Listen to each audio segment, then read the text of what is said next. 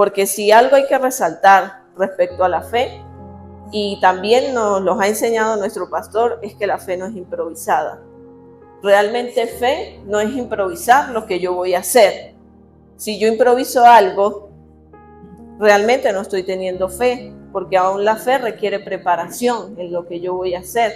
Aún la fe, si yo digo que tengo fe, requiere de una preparación en donde sea que yo quiera aplicar mi fe.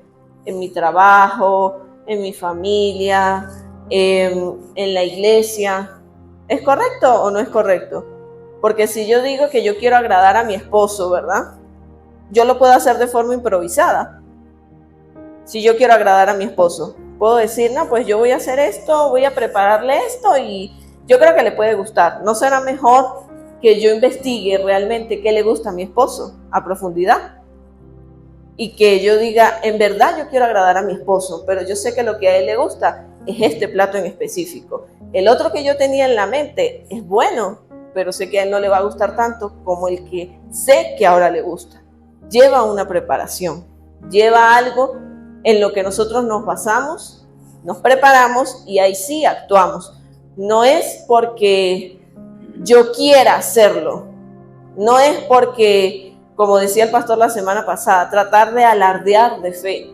Y esta semana entendí algo muy importante acerca de eso de alardear de fe. ¿Sabe cuándo alardeamos de fe? Cuando nos lanzamos a hacer algo sin que Dios a usted le haya confirmado esa palabra. Porque usted dice, yo puedo. ¿En quién está creyendo? ¿En la palabra que Dios le dio o en usted mismo? Son dos cosas diferentes. Decir, yo puedo, yo voy a montar este negocio porque yo puedo.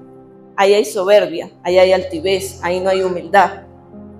A que yo diga, yo voy a montar este negocio porque el Señor me ha dado una palabra, que en este negocio seré bendecida, seré prosperada, seremos levantados, ayudaremos a personas, la visión que Dios nos haya dado es diferente. Y eso aplica para todo lo que hacemos en nuestra vida. Vamos a leer uno de los ejemplos que traje. Hay muchos ejemplos de fe en la Biblia, pero yo traje, el primero es acerca de Moisés en Éxodo 14. Éxodo 14, desde el versículo 15 tengo aquí.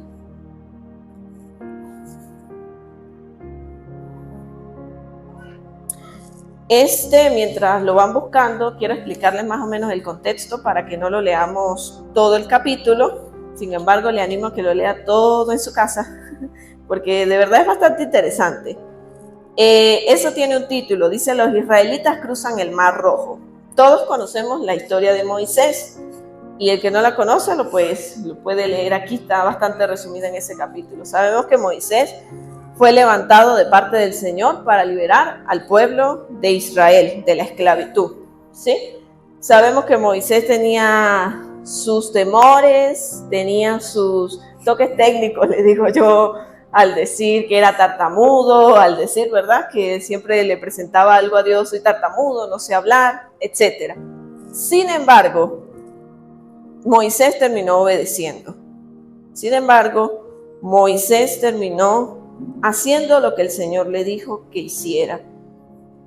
Aunque en algunos momentos se equivocó, aunque en algunos momentos falló, cuando hay otros momentos que resalta la palabra en los que Dios le habló y él obedeció, hizo lo que tenía que hacer cuando lo tenía que hacer. Y este es uno de esos momentos. Aquí ya en este capítulo 14 de Éxodo, ya Dios le estaba dando unas instrucciones a Moisés para sacar al pueblo de Egipto. Aquí iban a comenzar a cruzar el Mar Rojo. El versículo 15 es donde voy a empezar a leer y dice: entonces Jehová dijo a Moisés: ¿por qué clamas a mí? Di a los hijos de Israel que marchen. Y tú, alza tu vara y extiende tu mano sobre el mar y divídelo, y entren los hijos de Israel por en medio del mar en seco. Fíjense qué respuesta tan tremenda de Dios. ¿Por qué clamas a mí?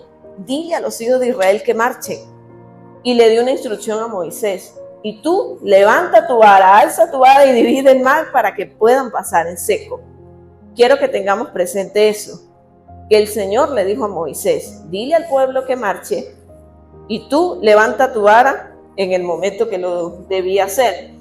Y he aquí, yo endureceré el corazón de los egipcios para que lo sigan, y yo me glorificaré en Faraón y en todo su ejército, y en sus carros y en su caballería. Y sabrán los egipcios que yo soy Jehová, cuando me glorifique en Faraón, en sus carros y en su gente de a caballo. Y el ángel de Dios que iba delante del campamento de Israel se apartó e iba en pos de ellos. Y asimismo la columna de nube que iba delante de ellos se apartó y se puso a sus espaldas. E iba entre el campamento de los egipcios y el campamento de Israel. Y era nube y tinieblas para aquellos, y alumbraba a Israel de noche. Y en toda aquella noche nunca se acercaron los unos a los otros. Y extendió Moisés su mano sobre el mar, e hizo Jehová que el mar se retirase por recio viento oriental toda aquella noche. Y volvió el mar en seco, y las aguas quedaron divididas. Aquí vemos a Dios obrando. Pero Moisés tuvo que levantar y extender la mano.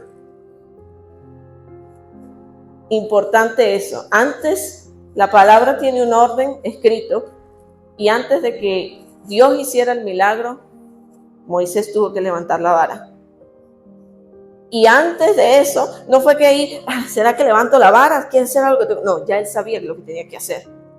Ya Dios se lo había dicho unos versículos atrás. No fue improvisado. No fue, sí, tocará levantar aquí una piedra, será para ver si se abre el mar. No, no era una piedra, no era un zapato, no era lanzar nada, era levantar la vara. Y Dios hizo el milagro.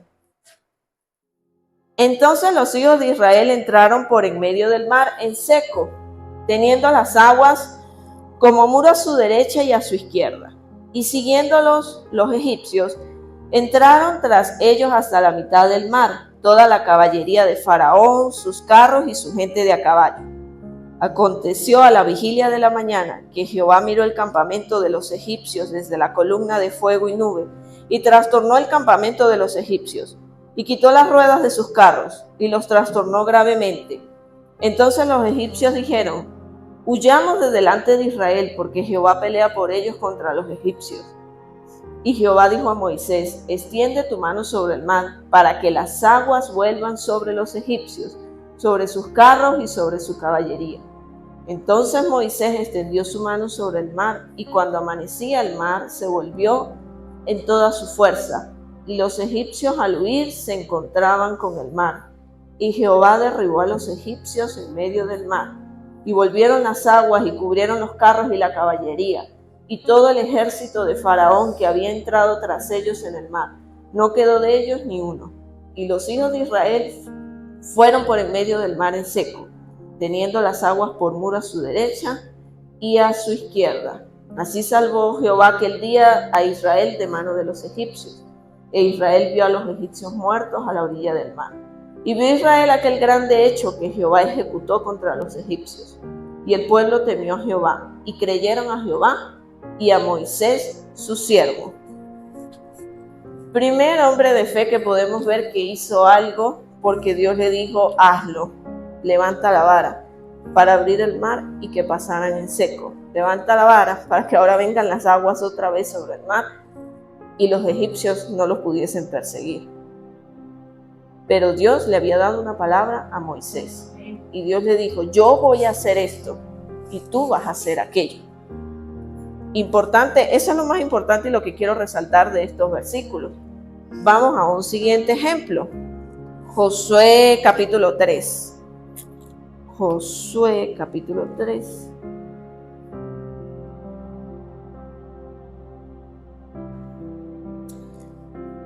Sabemos que pues Moisés, ¿verdad?, murió, y el sucesor de Moisés fue Josué, ¿correcto?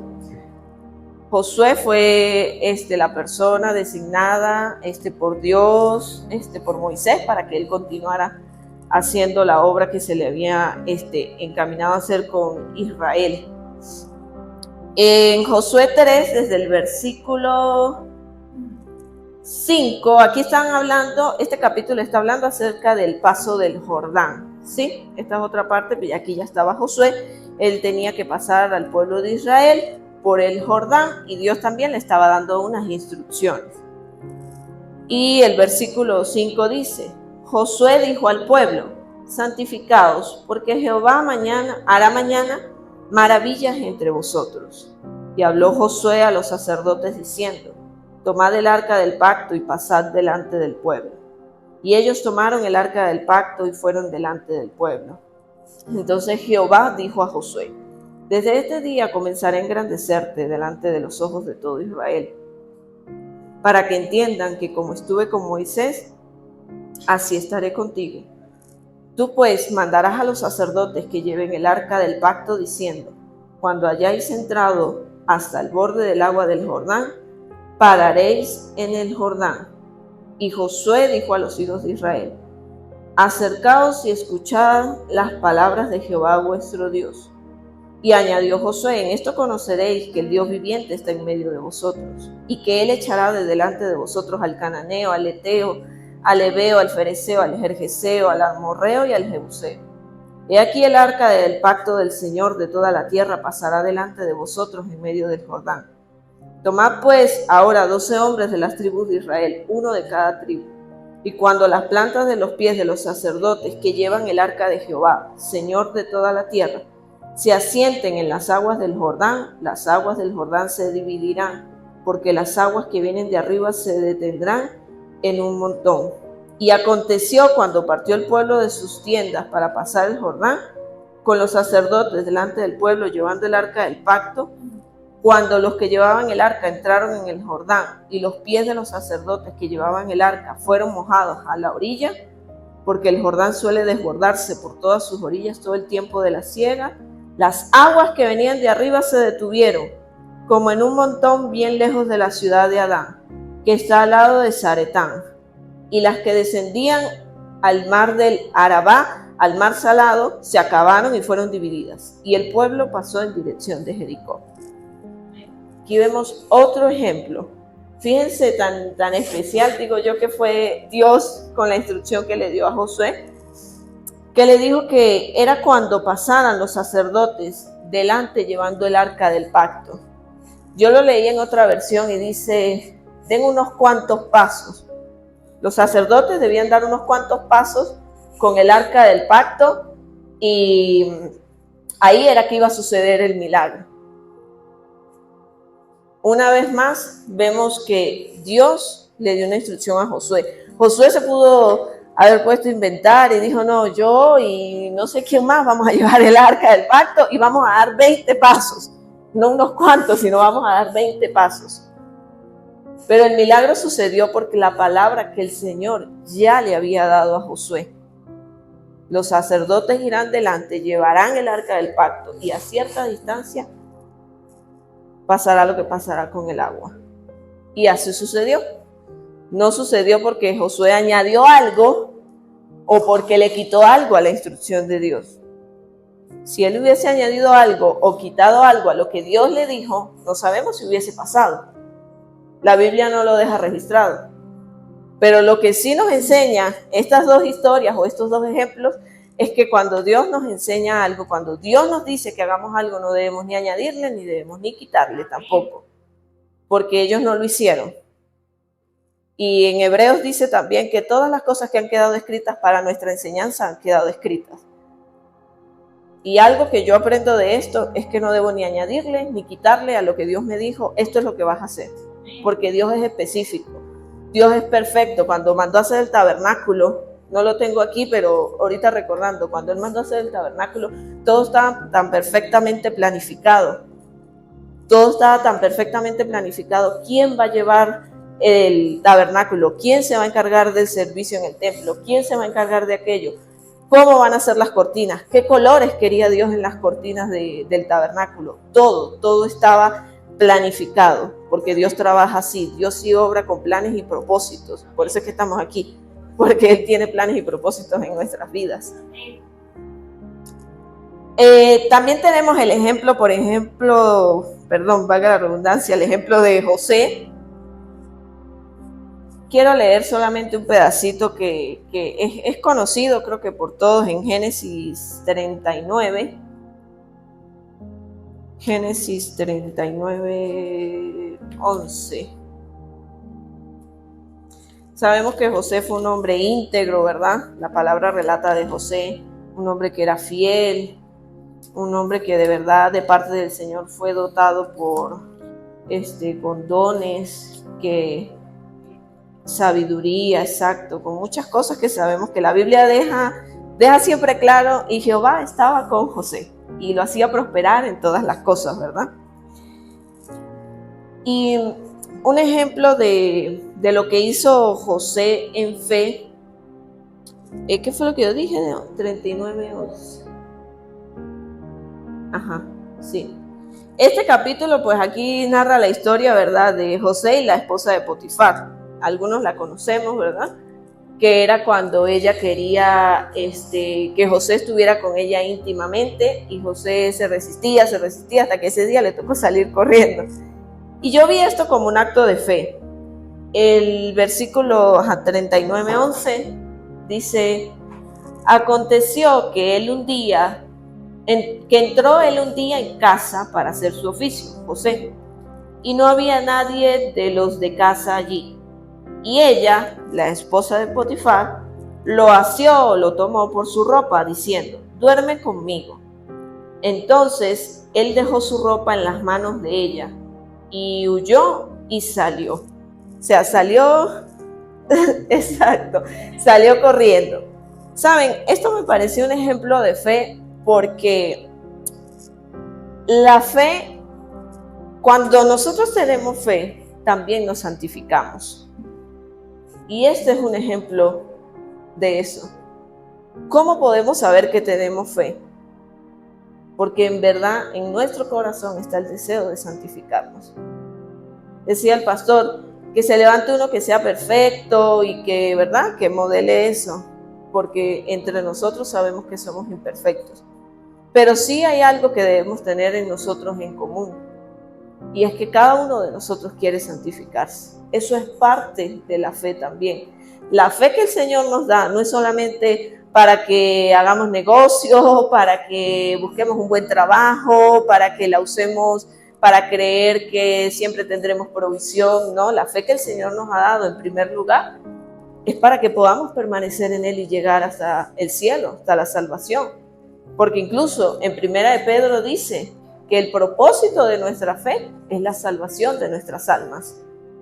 Aunque en medio de esa salvación, mientras vamos caminando, trabajamos, nos congregamos, tenemos familia, tenemos trabajo, ¿verdad? Hacemos muchas cosas. Pero sin olvidar nunca que el propósito último de nuestra fe es la salvación de nuestras almas. Y parte de nosotros realmente decir para nosotros mismos: yo soy salva, es que uno de mis deseos, quiero santificarme.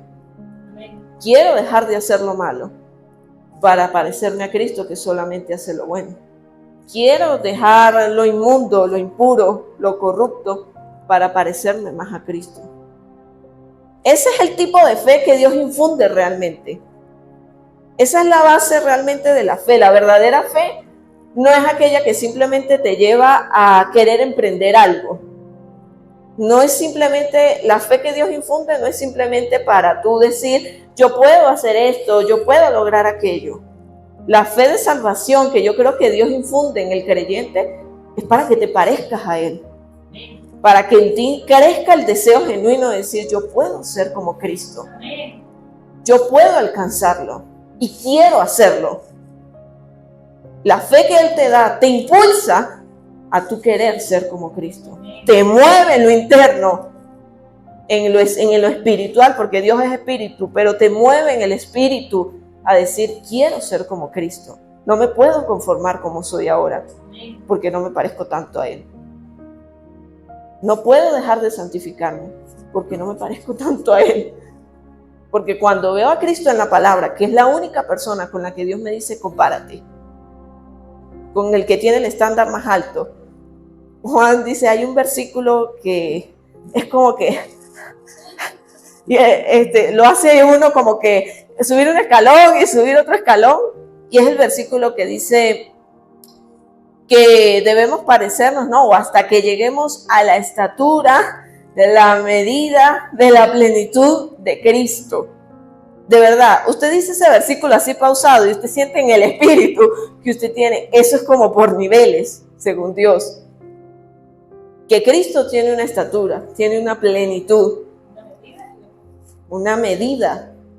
Y Él nos ha llamado a todos como iglesia a que lleguemos a esa medida, a esa estatura, a esa plenitud, hasta que nos parezcamos totalmente a Cristo, o lo más que podamos.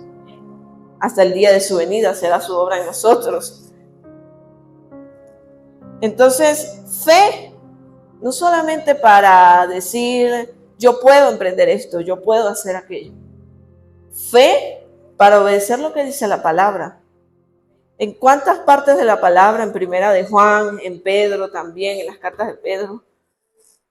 Pero se enfatiza mucho más en las cartas de Juan, Primera de Juan, Segunda de Juan. Dice que todo aquel que tiene esperanza en que Él va a venir se santifica y se purifica a sí mismo.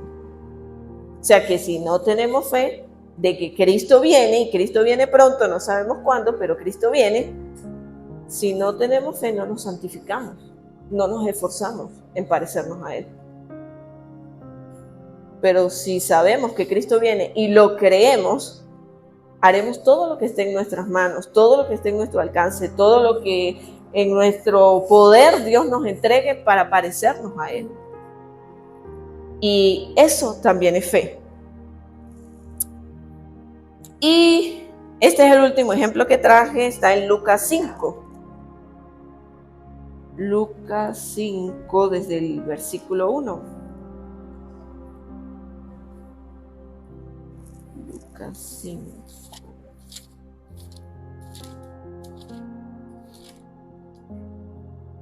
La pesca milagrosa. Voy a leer desde el 1 al 6. Dice, aconteció que estando Jesús junto al lago de Genesaret, el gentío se agolpaba sobre él para oír la palabra de Dios. Y vio dos barcas que estaban cerca de la orilla del lago, y los pescadores, habiendo descendido de ellas, lavaban sus redes. Y entrando en una de aquellas barcas, la cual era de Simón, le rogó que la apartase de tierra un poco, y sentándose, enseñaba desde la barca a la multitud.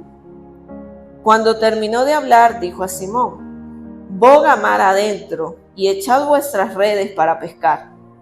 Respondiendo Simón le dijo, Maestro, toda la noche hemos estado trabajando, y nada hemos pescado, mas en tu palabra echaré la red. Y habiéndolo hecho, encerraron gran cantidad de peces, y su red se rompía. Porque Pedro, o aquí todavía lo llamaba Simón, ¿verdad? Todavía no estaba transformado, pero sabemos que Pedro le dijo algo tan importante, en tu palabra echaré la red. ¿En la palabra de quién? De Cristo, que le dijo, boga mar adentro. En la palabra de Jesús. Amén. Tomó esa palabra y por eso fue que lanzó la red. Porque ya Pedro estaba cansado de pescar y se lo dijo allí al maestro.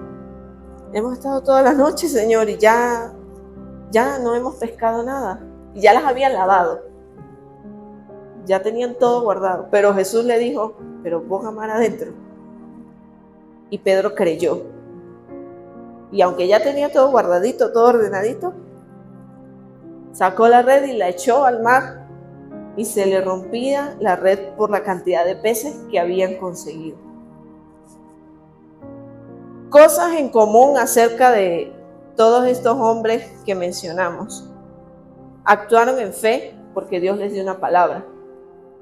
Hicieron lo que hicieron porque Dios les dio una palabra. Y fíjense que qué tremendo, Dios siempre respalda todo lo que dice. Todo lo que estos hombres hicieron, Moisés, Josué, José, Pedro, cuando ellos hicieron lo que el Señor les había dicho, es que el Señor se movió, es que el Señor obró, es que el Señor hizo que la red se rompiera de peces, es que el mar se abrió cuando Moisés levantó la vara, cuando los sacerdotes pasaron con el arca delante del pueblo y dieron unos cuantos pasos. Ahí Dios activó el milagro y Dios dijo, ya listo, ya hicieron lo que tenían que hacer, yo hago mi parte. Algo que enseñaba el apóstol cuando vino en enero, enseñaba muchas cosas, ¿no? Pero dos cosas me quedaron que me pareció bastante importante. Uno, no es hacernos autoproyectos. O sea, la fe no respalda eso. Mi autoproyecto. ¿Sí me explico? Porque a veces confundimos la fe con querer hacer demasiado. Y algo que él decía, son los proyectos de Dios, no los autoproyectos. Eso no prospera. Eso Dios no los bendice. Porque tenemos que entender que como cristianos, ya usted no manda sobre su vida. Si usted dice ser cristiano, o sea, Vicky, tú no tienes voluntad, yo no sé si tú lo puedes entender o no. Pero cuando entendemos realmente que somos cristianos y yo me identifico como discípulo de Cristo, yo entiendo que tengo un señorío sobre mi vida. Y yo ya no tengo autoproyectos, tengo los proyectos que el Señor quiera darme. Y si Dios no quisiera darme nada, también seguiría siendo Dios y seguiría siendo bueno y seguiría siendo fiel y seguiría cumpliendo su palabra según lo que Él me diga. Entonces, en cada uno de estos pasajes que leímos, cosas en común. Dios dio una palabra y el hombre obedeció. Y Dios activó el milagro. Pero el hombre no le cambió nada a lo que Dios le había dicho. Pedro no le dijo a Jesús, Jesús le dijo a Pedro, boga mar adentro. Pedro, no, yo la voy a lanzar aquí mismito. Pudo haber dicho Pedro, ¿verdad? Porque estaba cansado. Pero no fue así, bogó mar adentro. Y ahí fue cuando la red se le llenó de peces. Y la segunda cosa que decía el apóstol en ese momento que vino en enero, hablaba de los autoproyectos, pero dijo algo también que creo que es totalmente cierto. Conocer a Dios es comprobar que lo que dice su palabra es verdad. Pero yo lo quiero comprobar en mi vida. Porque yo meditando esta semana y el Señor me recordaba esas palabras, yo tengo buena memoria, ¿saben? Para la gloria de Dios tengo buena memoria. Y me acordaba de esas palabras del apóstol. No son ni autoproyectos, y conocer a Dios es comprobar que lo que Él dice en su palabra es verdad. Y me acordaba de los testimonios que el pastor contaba la semana pasada. No sé si recuerdan del viaje que tuvimos a Trujillo, de los pastores que algunos pues montaron una iglesia donde había un basurero. Pero Dios veía una iglesia y los pastores lograron ver una iglesia también, donde los demás veían que ahí era donde lanzaban a sus muertos los criminales, etcétera. Dios dijo, aquí puede haber un oasis en medio del desierto. Porque eso es un desierto literal, donde ellos tienen esa iglesia. Ya está Milán haciendo. Eso es un desierto, hermano, donde esos pastores montaron esa iglesia. Monte aquí, monte aquí, monte aquí, monte aquí. Y uno le pregunta, pero pastora, yo le pregunté a la pastora de la iglesia, ¿pero usted dónde vive? Aquí a una cuadra. Y yo miraba, pero ¿dónde será la casa? Porque esto es puro monte. Esto es un desierto. Y ella me decía, sí, hija, esto es un desierto, esto no hay nada a los lados, pero esto es un oasis en medio del desierto. Y contaban testimonios tremendos, como los que el pastor les decía la semana pasada, pues, cuando ellos hacen campamentos, sacan de su bolsillo para proveer a los niños y poder sustentar los campamentos, ponen realmente, porque sé que son personas de bajos recursos, pero sé que eso no les ha impedido creerle a Dios y trabajar en la obra de Dios, trabajar en lo que Dios les ha puesto en sus manos. Pero no fue que ellos un día pasaron por enfrente del basurero y, ¿será que se puede levantar algo? No, no fue idea de ellos, fue idea de Dios. Y ellos obedecieron a lo que Dios les dijo. Tenían que limpiar, tenían que llamar al 6CPC, tenían que hacer un montón de cosas y lo hicieron. 12 años ya de ahí para acá que esa iglesia ha sido levantada, prosperada, gloria a Dios. La pastora tiene 64 años y esa mujer se ve súper entera, con fuerza, con vigor, pastoreando a los niños, a los jóvenes que ese día pude ver que estaban allá el día que fuimos. Y fíjense algo, ¿por qué les menciono que esas palabras del apóstol de que conocer a Dios es comprobar que lo que dice su palabra es verdad? Porque qué sabroso, vamos a decirlo así, qué gozo todos los testimonios que contamos de Trujillo. ¿Cierto o falso? ¿Cuántos se gozan por esos testimonios? De los hermanos en Cristo, en Trujillo, de las iglesias que se levantaron. Esa iglesia Dios le dio el comedor prácticamente en un mes, le contaba yo al pastor, en un mes lanzaron el lavaplatos, lo más básico para poder hacer el comedor. Que aún el pastor Daniel Celis decía, me contaban allá que estaba asombrado porque decía, wow, veo que quieren trabajar, veo que le quieren a Dios. Pero qué bonito, ¿verdad? Qué calidad es cuando nos cuentan testimonios de otros lados y eso. Pero, ¿sabes? Yo me vine de Trujillo y dije, yo también quiero ver en mi vida, Señor. Porque tenemos el mismo Dios. Y creo que lo que Dios nos permitió ver y vivir allá, a mí me despertó la fe. Y sé que en Milángela también la despertó. Y no no quiero que lo vean como si fuera una competencia o algo así. Quiero que lo vean como que el Dios Todopoderoso es el que usted tiene.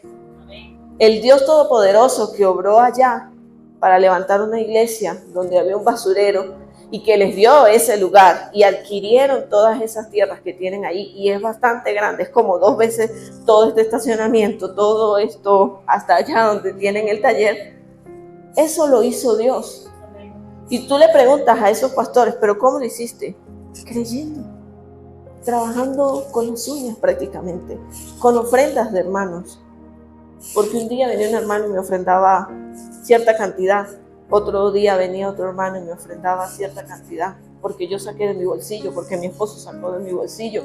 Pero ¿quién les dio la provisión? ¿Quién puso el sentir en esas personas para que eso sucediera? Dios. Y algo clave que ellos decían, hemos estado orando por esto.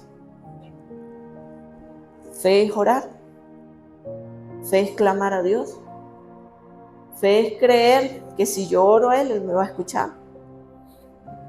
Pero si no oramos es porque en el fondo no creemos. Si no oramos, en el fondo estamos diciendo, habrá un Dios que me escucha. ¿Será verdad lo que dice la Biblia? Que Él está atento, sus oídos, al clamor del justo. La oración es fe. Que usted ore manifiesta que usted tiene fe. Que usted adore a Dios manifiesta que tiene fe. Esta mañana en el discipulado de las 8:30 el pastor decía, porque el discipulado trata sobre, ahorita específicamente, del trabajo. Todavía no se ha terminado, creo, ese punto. Y bueno, el discipulado, ¿verdad?, menciona una serie de cosas ahí. Y algo que decía el discipulado es, daba como un testimonio, algo así, de que muchos no quieren contratar cristianos, decía el discipulado. ¿Y cómo cree usted, decía la pregunta, que se siente Dios al escuchar esto o al ver esto? Que muchas personas no quieren contratar cristianos. ¿Por qué? Bueno, entre las razones que dimos o que sabemos que algunas personas piensan, bueno, que porque el cristiano es como que flojo, es como que, incluso la hermana Sol decía, he escuchado de cristianos que son mala paga, ¿me entiendes? O sea, muchas cosas que según, por eso no quieren contratar cristianos. Y yo decía, wow, Señor, es un reto totalmente todo lo que tú lo pones a hacer a uno. Porque todo lo que el Señor nos ha entregado, por ejemplo, a mi esposo, a mí ahorita, el negocio de las ventas, otro proyecto que tenemos que desarrollar con la ayuda del Señor, que va relacionado directamente al área de Juan, de ingeniería. Y el Señor nos ha dicho, prioridad a los cristianos para trabajar. Para la gloria de Dios, ya abrimos en Trujillo, ya tenemos vendedores en Trujillo. Y una hermana cristiana de una iglesia a la que visitamos, y yo decía, prioridad a los cristianos. Porque yo creo que Dios, yo pensando, escuchando eso que nos enseñaba esta mañana el pastor, decía, wow, Señor, sí, el mundo nos puede ver de cierta forma, pero cuando creemos en ti, nos dejamos transformar por ti, pueden ver algo diferente. Y sé que el hecho de que Dios permita que ahorita podamos tener esa fuente de empleo para cristianos, que le demos prioridad a los hermanos realmente en Cristo, sé que es también para formarlos, para ayudarlos, para saber que hay un Dios vivo que espera excelencia de nosotros, que espera diligencia, que también era otra cosa que hablábamos en la mañana. Entonces, la fe requiere muchas cosas y la fe se expresa de muchas maneras. Pero lo importante es, como decía Pablo también en 2 Corintios 13, examinaos a vosotros mismos si estáis en la fe. Nosotros mismos debemos examinarnos. Tú, hermano, que estás comenzando, cada día de tu vida debes examinarte y decir, ¿estaré yo en la fe? ¿Estaremos aprobados en la fe en Jesucristo? ¿Estaré yo siguiendo verdaderamente con la fe genuina que Dios me dice en su palabra que debo tener este camino? Porque recuerde, fe primeramente para seguir en el camino de Dios, como Él dice que debemos seguirlo. Y después, para todos los proyectos, porque la palabra habla de eso como añadiduras. Mas buscad primeramente el reino de Dios y su justicia, y todas estas cosas serán añadidas. ¿Qué cosas? Vestido, calzado, comida, bebida. Por eso tampoco me afano por el negocio que Dios me ha dado, ni me voy a desgastar por eso. Seré diligente, seré obediente, le creeré a Dios, trabajaré en lo que Él me diga y haré lo que Él diga. ¿Quiere prioridad contratar a cristianos? Lo haremos, mientras Él nos diga que así debe ser. Pero primero lo primero, buscad primeramente el reino de Dios y su justicia. Amén. Y todas estas cosas serán añadidas. Amén. Amén.